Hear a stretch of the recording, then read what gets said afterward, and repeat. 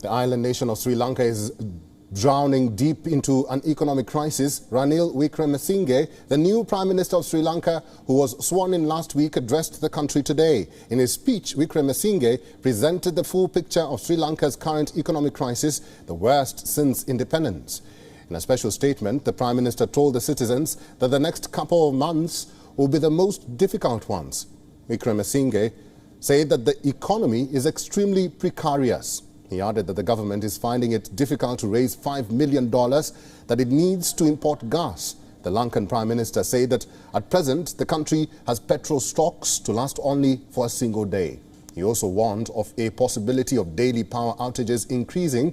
He said it could increase to 15 hours a day. Wickremesinghe, however, assured some respite from the gas shortage. The Lankan Prime Minister said that the lack of medicines was also a grave concern. To deal with the current crisis, the Prime Minister says that the government has planned to present a new alternative budget. He also urged leaders of all political parties to immediately establish a National Assembly to find solutions to the crisis. Sri Lanka's budget deficit stands over $6 billion, which is 13% of its GDP. The island nation's foreign reserves are at $7.5 billion. In the capital city of Colombo, auto rickshaw drivers formed lengthy queues a day after a diesel shipment using an Indian credit line arrived. The distribution is yet to start. The Prime Minister had urged people not to join queues that have galvanized weeks of anti-government protests. Meanwhile, the country has gone under a nationwide curfew again as conflicts and protests worsened across the island. The curfew was lifted earlier for a Buddhist festival. Protesters say they will keep up their campaign as long as Gotabaya Rajapaksa remains president. They have also labelled Wickremesinghe a stooge and criticized his appointment of 4 cabinet ministers, all members of the political party run by the Rajapaksa brothers.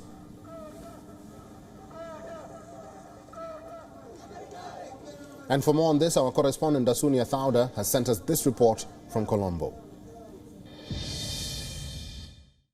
With Parliament set to convene tomorrow, both the main opposition, that is the Samagi Jana Balavega, along with the independent group of MPs, have now said that they will be supporting the new government under the premiership of Ranil Wickremesinghe as long as the decisions are made for the benefit of overcoming Sri Lanka's economic crisis.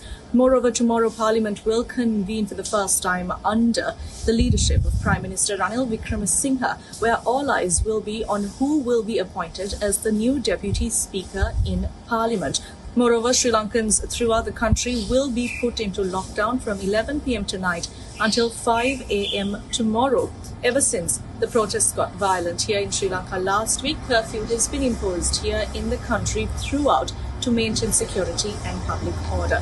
Stay with WION World is One as we bring you the very latest here on the ground. Reporting from Colombo, I'm Dasunia Thauda.